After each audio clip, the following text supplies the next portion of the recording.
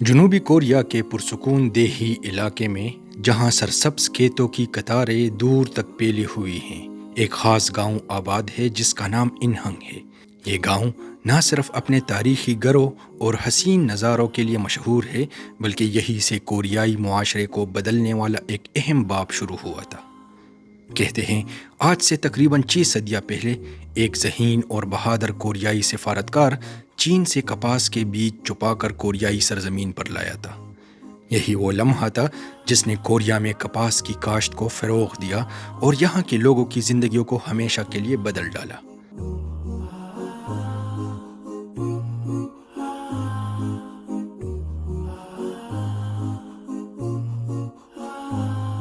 کپاس نے عام لوگوں کے لیے گرم اور آرام دہ لباس فراہم کیے اور یوں کوریا کے لوگ سفید لباس والی قوم کے طور پر مشہور ہوئے۔ انہنگ گاؤں اسی تاریخی شخصیت کے خاندان کا گاؤں ہے جو 200 سال سے زائد عرصے سے کوریائی تاریخ کی گواہی دیتا آ رہا ہے۔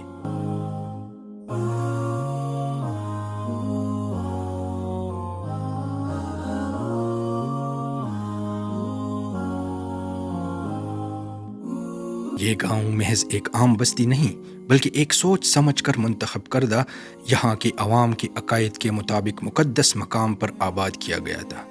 یہ جگہ کبھی قدیم گوریو سلطنت کے دور میں ایک بڑا بدھ مت کا مندر ہوا کرتی تھی، جس کے آثار آج بھی یہاں موجود پتھروں اور کنووں کی صورت میں نظر آتے ہیں۔ اس جگہ کو علم جغرافیہ کے ماہرین نے خاص طور پر منتخب کیا تھا، کیونکہ ان کے عقائد کے مطابق یہاں کی مٹی اور ہوا میں ایک روحانی توانائی موجود ہے جو گاؤں والوں کو خوشحالی اور تحفظ فراہم کرتی ہے۔ یہ گاؤں روایتی کوریائی اشرافیہ کے تعمیراتی حسن کا بہترین نمونہ ہے۔ یہاں تقریباً 70 تاریخی گھر ہیں جن کی خمیدہ ٹائلوں والی چھتیں اور لکڑی کے نفیس ستون اس گاؤں کی عظمت کی داستان سناتے ہیں۔ یہ گاؤں قدیم کنفیوشس اصولوں کے مطابق پہاڑوں کی پناہ میں اور پانی کے قریب تعمیر کیا گیا ہے، جس سے یہاں کے رہنے والوں کو قدرتی تحفظ اور فطرت کے ساتھ ہم آہنگی حاصل ہوتی ہے۔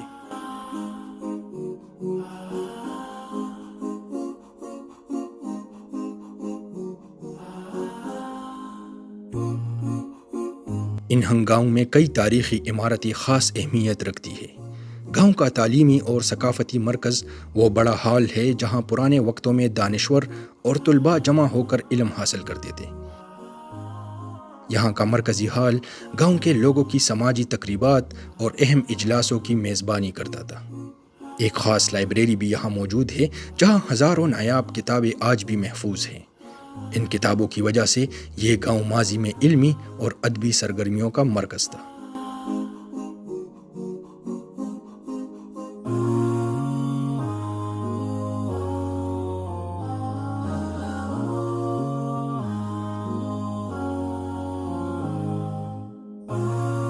آج یہ گاؤں اپنی تاریخی اہمیت اور خوبصورتی کی وجہ سے سیاحوں کی توجہ کا مرکز بن چکا ہے۔ سیاح یہاں کی روایتی گلیوں، خوبصورت باغات اور پرانے گھروں کے درمیان چلتے ہوئے تاریخ کے سفر کا لطف لیتے ہیں۔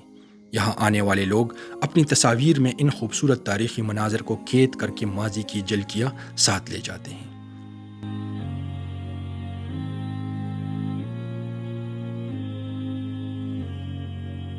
یہاں ہر موسم اپنے ساتھ منفرد خوبصورتی لے کر آتا ہے۔ گرمیوں کے دنوں میں یہاں کھلنے والا نارنجی رنگ کا پھول پورے گاؤں کو سجا دیتا ہے۔ ان پھولوں کی خاص بات یہ ہے کہ یہ پودے صرف امیر اشرافیہ کے گھروں میں اگائے جاتے تھے، اسی لیے انہیں اشرافیہ کے پھول بھی کہتے ہیں۔ یہ پھول جڑ کر زمین پر نارنجی قالین بنا دیتے تھے جو دیکھنے والوں کو مسحور کر دیتا ہے۔ بہار کے موسم میں گاؤں کے درخت رنگ برنگے پھولوں سے بھر جاتے ہیں اور خزاں میں سنہری، سرخ اور نارنجی پتوں سے سجا یہ گاؤں کسی جادوئی منظر کا احساس دلاتا ہے۔ سردیوں میں برف سے ڈھکی چھتیں اور خاموش راستے یہاں کے قدیم تعمیراتی حسن کو مزید نکھار دیتے ہیں۔ انہنگ گاؤں آج بھی اپنی روایات کو زندہ رکھے ہوئے ہے۔ یہاں ہر سال کپاس کی کاشت اور روایتی طریقے سے اس کی تیاری کا جشن منایا جاتا ہے۔ اس کے علاوہ گاؤں کی حفاظت اور خوشحالی کے لیے قدیم درختوں کی خصوصی عبادت بھی یہاں کے عقائد کے مطابق کی جاتی ہے۔ یہاں کے لوگ اپنی ثقافت کو زندہ رکھنے کے لیے ان قدیم روایات پر فخر کرتے ہیں۔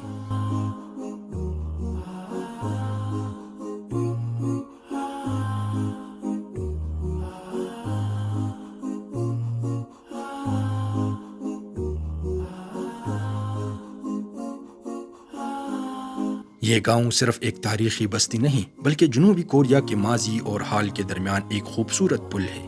یہاں کی تاریخ، روایات اور قدرتی حسن آنے والے ہر شخص کو سحر میں مبتلا کر دیتے ہیں، اور ہر آنے والا یہاں سے ناقابل فراموش یادیں لے کر لوٹتا ہے۔